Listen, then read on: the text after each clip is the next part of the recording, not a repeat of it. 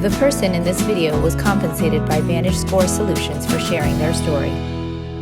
Because of my debt collection and owing so much money, about $20,000 to my college that had never been paid, I essentially had my credit score drop down to at least a 500. It made it really difficult to get a car. It made it really difficult to get anything in my name, really. Apartment hunting in New York has also been consistently an issue when they see my credit. I always have to explain the story of my student loan debt. So I started rebuilding my credit essentially by just doing my research. I read books on how to save.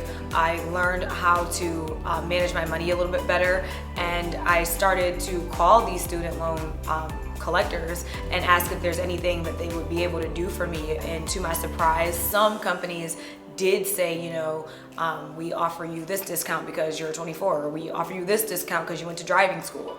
I think the knowledge of your credit score and how credit works is something that should have been taught way sooner than it actually was. It allowed me to keep track of what I wanted to see on my credit, what was affecting my credit the most, and taking it from there, I learned how to navigate and raise my score a little bit more too. I've definitely learned that as a big lesson since this whole college loan deficit that I got myself into. It just teaches me how to be more responsible and just how to not spend money that I don't have.